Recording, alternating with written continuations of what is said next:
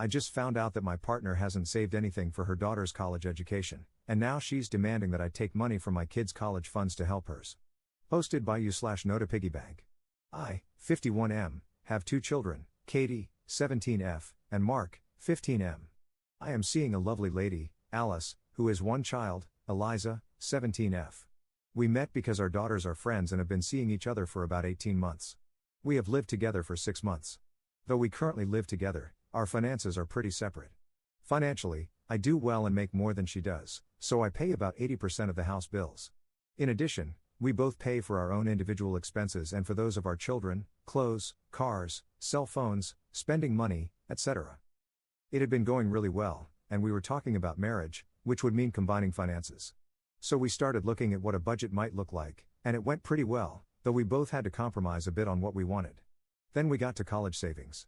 I put a certain amount of money into Katie and Mark's college funds each month, and I assumed we would be doing the same for Eliza. It turns out that Eliza does not have a college savings account. There is no money set aside for her future education at all. I was stunned. I know Eliza is planning on going to college. Where to go is one of the favorite topics of conversation at the dinner table for both girls. Eliza is not gifted athletically or academically, so there is little chance of a scholarship. I asked Alice what her plan was, and she replied that she didn't have one. I pointed out how expensive college was. She asked me how much I had saved for Katie and Mark, so I pulled up those accounts. She said that was plenty, we could just divide it in 3. I said absolutely not, I had started saving that money for each of the kids before they were even born, and it belonged to them. She said, "What about treating the kids equally?" I replied that treating them equally meant giving each of them the same amount going forward, not taking money away from 2 of them to give to the other. She then asked about the retirement funds. I said no again, both because of the hit we would take on taxes and what it would do to our early retirement plans. I had worked hard to save to be able to retire early and travel. Alice said it was unfair to Eliza not to pay for her college when I am paying for the other 2, and I agree. But you don't start planning how to pay for college when the kid is 17. It's not Eliza's fault, but it's not mine either. Alice is accusing me of not caring about Eliza, that I would find a way if she were my child. I told her that I did find a way for my kids, it was saving for their entire lives, not hoping that tens of thousands of dollars would magically appear. It went downhill from there. At this point, Alice and I are not speaking. We won't be getting married, and I seriously doubt we will be together much longer. I don't think I am wrong, and neither do the people I talk to. However, I admit they are biased toward me. I am coming here to get an outside perspective. Am I the jerk here? Relevant comments. Commenter. Alice sounds like she's looking for a little bit of sugar daddy money pretty late in the game. It comes across as pretty sketchy for her to show up, throw her kid in with yours, and assume the bill would be covered. I would take this whole situation as a red flag at the very least. Ops response. I didn't include it in the post due to the character limit, but Alice and I had discussed our expectations. We did say we wanted the kids to be treated equally by both of us. Commenter.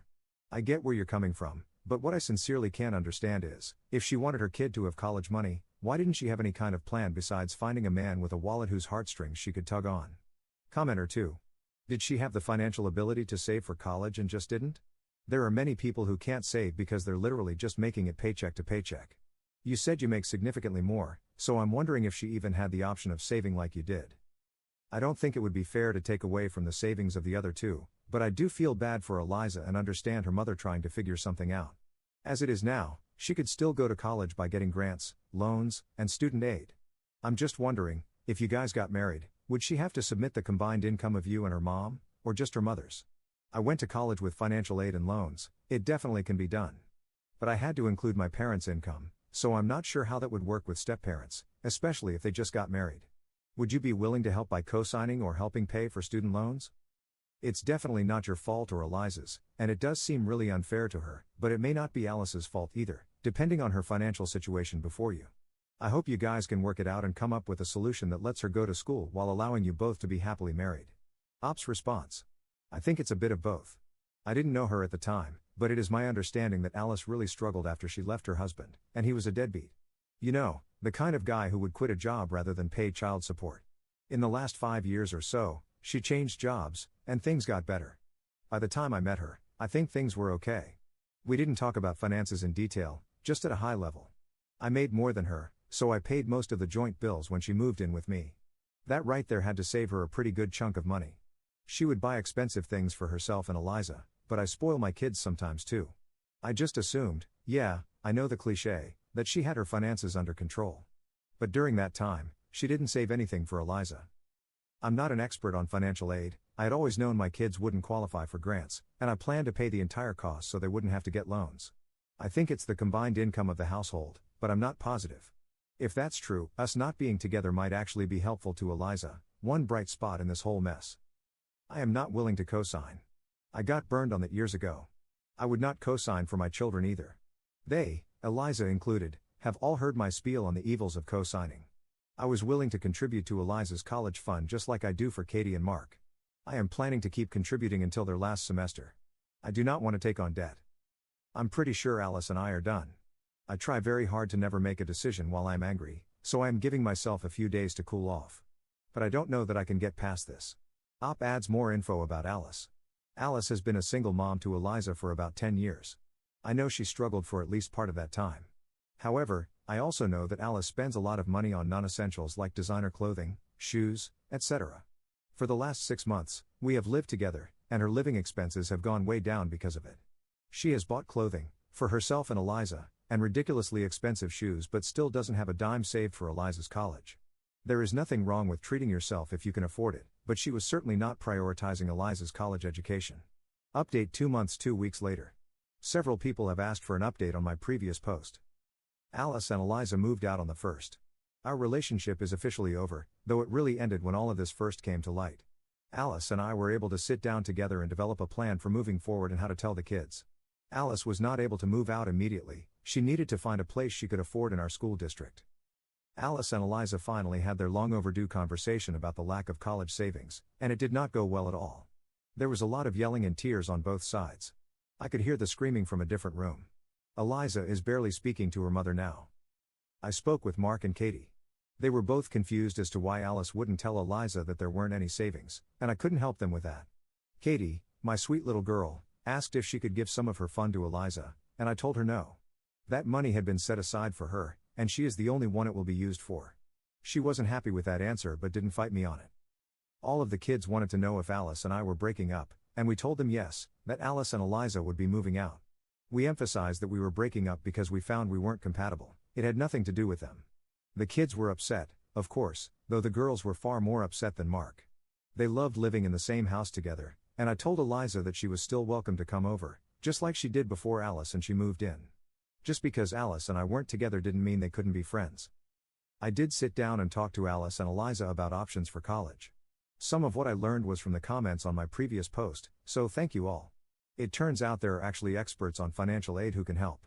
They explain loan options and even assist with applying for scholarships you might be eligible for. I paid for Alice and Eliza to talk to one. Eliza has amazed me through all of this. While she is furious with her mother, she is determined to go to college and accumulate as little debt as possible. She asked me to help her with her planning, and I agreed. I think I am turning her into a spreadsheet junkie. She has also gotten an after-school job and is saving every penny she can. I think she is going to be okay. Relevant comments. Commenter. Alice is very, very short-sighted. Op was covering 80% of their shared bills and had indicated he was willing to help Eliza with college funds going forward. Meanwhile, Alice had finally, after years of working lower-wage jobs, reached a point professionally where she was earning a pretty decent income. If she and Op could build a small cushion for Eliza and avoid getting married, so as not to affect her FAFSA, it's entirely possible that Alice could have covered Eliza's college costs at an in-state public university with her income, Op's financial help, and a combination of grants and loans, made feasible by the cost savings of living with Op and him covering 80% of their living expenses. Instead, she made unreasonable demands, and now they're breaking up, which means she has to move out and cover all her expenses, rent, utilities, etc., herself. Commenter 2. To add to this, the moment he found out there were no savings for Eliza, his entire perception of Alice changed, and not in a good way. He immediately saw her differently, and his opinion of her did a full 180. She showed her hand, and it wasn't a good one. Once he had that information, he was able to piece things together. Her doing absolutely nothing to save for her daughter while buying designer shoes, clothes, etc., and not discussing it with Op sooner allowed him to see a different side of Alice, the real side. Her mask dropped, not in an abusive way, but in a financially irresponsible way. And when she suggested the plan to steal money from Op's kids to pay for Eliza, oh boy. That was the nail in the coffin for Alice.